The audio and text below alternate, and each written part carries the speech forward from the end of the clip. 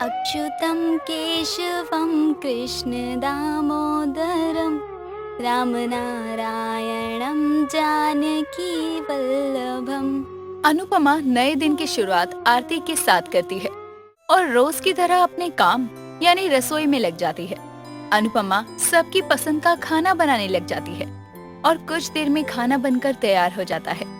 अनुपमा खाने को टेबल पर लगा देती है और कुछ देर में घर के सभी सदस्य राखी, अमर, राज, शीला, सुखीलाल आ जाते हैं और सभी नाश्ता करने लगते हैं कि तभी राज कहता है, अनुपमा एक फ्रेंच चीज टोस्ट बना दो जल्दी से। आपके फ्रेंच चीज टोस्ट खाए के मन रही तो आप हमका पहले बता देते रही ना, हम वही बना देते। तुम्हें एक काम क्या बोल दिया, अब तुम मुझसे सवाल जवाब करोगी? इसका तो यही काम ही है। पापा आप मम्मी पर गुस्सा क्यों कर रहे हो? उन्होंने तो बस पूछा ही है ना। अगर आप मम्मी को पहले ही बता देते तो उन्हें डबल मेहनत नहीं करनी पड़ती ना। लो, माँ का सपूत बोलने लगा। जैसी माँ वैसा बेटा। खुद तो तुमने आज तक कुछ किया नहीं और अपने इस नालायक बेटे को भी अपनी तरह निकम्मा बना दिया। ये तो हमरे पीठ पीछे यही सिखाती होगी अमर को कि अपने पापा को उल्टा जवाब दे। अम्मा जी, आप कैसी बात करत हैं? हमरे लिए तो बड़ों का सम्मान करना बहुत जरूरी बा और हम अपने बच्चन को भी वही सीख देते हैं। और अमर, हम तुमको कितनी बार कहे हैं कि बीच में ना ही बोलते। कोनो बात नहीं है, तुम लोग तो छोटी मोटी बातों को लेकर ही बैठ जाते हो। आप नाश्ता करो। आपकी बहुरिया की तरफदारी करने के लिए उसका बेटा अमर है। आपको जरूरत नहीं है कछु बोलने की। जिसे देखो हर कोई अनुपमा का ही भक्त बन रहा है। अनुपमा, तुम्हें एक बार में कोई काम समझ नहीं आता है क्या? सुनने की आदत ही हो गई है तुम्हें। अनुपमा राज के लिए फ्रेंच टोस्ट बनाने चली जाती है। थोड़ी देर बाद अनुपमा फ्रेंच टोस्ट बनाकर ले आती है तो वहाँ राज की ऑफिस की कुलीग भाव्या आई हुई थी। भाव्या राज के लिए केक लेकर आई थी और राज को केक खिलाते हुए भाव्या कहती है, वी कांग्रेट्स, आज तुम्हें सीनियर मैनेजर की पोस्ट मिलने वाली है। मैं तुम्हारे लिए बहुत खुश हूँ। अरे भव्या बहन, प्रणाम। कैसन हो आप? यहाँ कब आई? हमको तो पता ही नहीं चला। Oh wow, French cheese toast. V, तुमने ये मेरे लिए बनवाए हैं ना? हाँ, तुमने बताया था ना आज आने वाली हो घर पर, तो मैंने तुम्हारे लिए फ्रेंच चीज टोस्ट बनवा लिए। मेरी इतनी बड़ी खुशी में तुम्हारा पूरा पूरा हाथ है, तो तुम्हारे लिए इतना तो बनता है ना। You are the very best V. तुम्हें सब पता रहता है कि मुझे क्या पसंद है और क्या खाने का मन है। बिहार जैसे शहर में भी तुमने यहाँ की सबसे बेस्ट और बड़ी कंपनी में इतनी अच्छी पोस्ट हासिल कर ली है। पता कैसे न हो भव्या बिटिया, हमारा बिटवा की इतनी अच्छी सहेली जो है। आज तक पापा को अपनी बीवी के बारे में कुछ पता तो है नहीं, लेकिन अपनी सो कॉल्ड सहेली के बारे में सारी जानकारियाँ हैं। और ये भाव्या भी सुबह सुबह मुंह उठाकर आ गई। भव्या बहन बैठिए, हम अभी कॉफी लावत हैं। अनुपमा, तुम्हें ये पता है कि हमें ऑफिस जाना है, फिर भी चाय कॉफी ला रही हो? अरे आज मेरा इतना इम्पोर्टेंट दिन है, भव्या उसे और खास करने के लिए आई है और तुम हो कि देर कर रही हो। वी, क्या तुम भी अनुपमा को बोलते रहते हो? और अनुपमा, आज वी की पोस्ट बढ़ेगी तो घर में पार्टी होनी चाहिए। मैं वी के साथ रहूंगी, इसलिए तुम सब संभाल लेना और खाना भी अच्छा होना चाहिए। आज अमर के पापा का इतना खास दिन बा और हमके कुछ पता ही नहीं, लेकिन एगो बात के राहत बा कि भव्या बहन इनके साथ रहत हैं ताकि कभी इनके अकेला महसूस ना होके। भाव्या और राज वहाँ से ऑफिस के लिए चले जाते हैं और अनुपमा पार्टी की तैयारियों में लग जाती है। अनुपमा घर को बहुत ही सुंदर सजाती है और सबके लिए बहुत अच्छा अच्छा खाना भी बना देती है।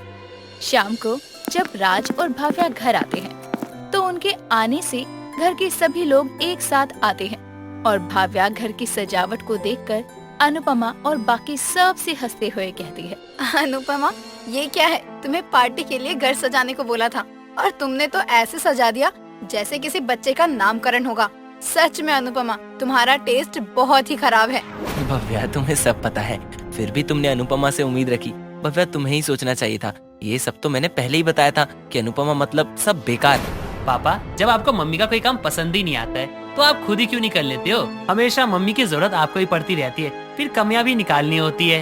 अमर, तुम्हारे पापा कमियां थोड़ी ना निकाल रहे हैं, वो तो बस इतना बोल रहे हैं कि अनुपमा को समझना चाहिए कि घर की पार्टी और ऑफिशियल पार्टी में फर्क होता है। अब अनुपमा को समझाना भी तो उन्हीं का काम है ना। देखा तुमने अनुपमा, यही बात अगर तुम समझाती ना अमर को तो उसे कुछ समझ नहीं आता, लेकिन अब देखो भव्या ने कैसी सारी बात संभाल ली। अच्छा, ये सब बातें छोड़ो। वी का प्रमोशन हुआ है, पार्टी तो बनती है ना। और मैं सबके लिए इटालियन लेकर आई हूँ। और अनुपमा, तुम जाकर प्लेट ले आओ, मुझे तो बहुत जोरों से भूख लग रही है। लेकिन भव्या बहन, आपने तो कहा था हमको कि हम सबके लिए अच्छा सा खाना बना दे, तो हम बना दिए। अब अगर सब आपका लाया हुआ खाना खाएंगे तो ये सब कौन खाएगा? भव्या का इटालियन खाने का बहुत मन था और पाखी को भी इटालियन पसंद है। रोज तो तुम्हारे हाथ का खाना ही खाते हैं ना, आज सब इटालियन ही खाएंगे।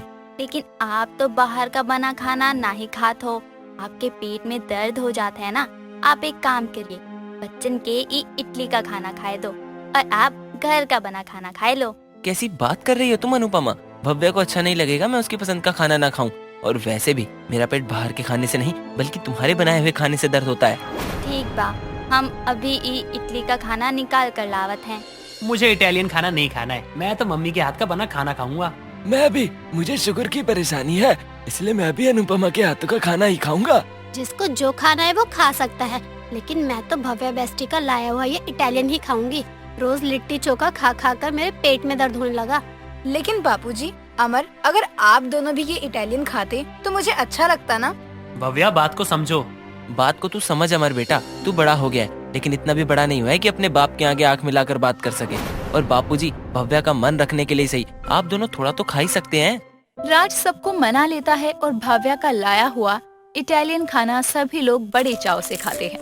उसके बाद भव्या और राज दोनों एक तरफ बैठकर आराम से बातें करने लगते हैं और बाकी सभी लोग अपने कमरों में चले जाते हैं।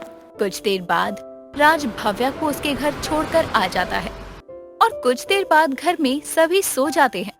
तो अनुपमा घर का सारा काम करके सोने के लिए जा रही थी। तभी वहाँ अनुपमा के ससुर आते हैं और टहलने लगते हैं। तभी ये सब देखकर राज आता है और कहता है, क्या हुआ पिताजी, इतनी रात हो गई है और आप अभी तक सोए नहीं हैं? ठीक तो है ना सब? हाँ ठीक तो है, लेकिन भव्या बिटिया का लाया हुआ इडली का खाना खा लिया था ना हमने, इसलिए पेट में तनिक गैस बन गई। सोचा थोड़ी देर टहल लूं, ठीक हो जाएगा पेट। मेरे भी पेट में गैस बन गई, इसीलिए मैं भी कमरे से बाहर आया था। तो देखा आप भी यहीं हो। अनुपमा को बुला देता हूँ, वो नींबू पानी या कुछ दे देगी तो ठीक हो जाएगी गैस। अरे वो बेचारी तो सारा काम करके थक गई होगी ना, अभी तो उसका काम खत्म हुआ होगा और अब फिर से उसे काम दे दे हम, थोड़ा टहलने से ही ठीक हो जाएगा सब। सुखीलाल ने इतना बोला ही था तभी वहाँ अनुपमा हाथ में पानी का ग्लास और चूरन लेकर आती है और राज और सुखीलाल दोनों को चूरन देती है और खुद कहती है, हमके पता रहे कि आप दोनों के बाहर का खाना सूट ना ही करत है, इसलिए यही कहते तो हम मना करत रहे। लो इस चूरन खाए लो, थोड़ी देर में पेट दर्द ठीक हो जाई है। जब तुम्हें पता था कि हम पेट दर्द के कारण यहाँ से वहाँ घूम रहे हैं तो तुम्हें ये चूरन पहले ही दे देना चाहिए था ना। पता भी है बापूजी कितनी तकलीफ में थे। बहुरिया ने तो मना भी किया था ना कि हम बाहर का खाना ना खाएं, तब तो तूने बहुरिया की कोनो बात नहीं सुनी और अब बोल रहा है अरे बहुरिया चूरन लाई है तो खा ले चुपचाप से। ई लियो ससुर जी, काफी ज्यादा रात हो गई बा, इतनी देर तक जागना कोनो अच्छी बात नहीं। आप दोनों जाइए, सो जाइए। हम घर की सारी बत्ती बंद करके दरवाजा लगाकर सो जाएंगे।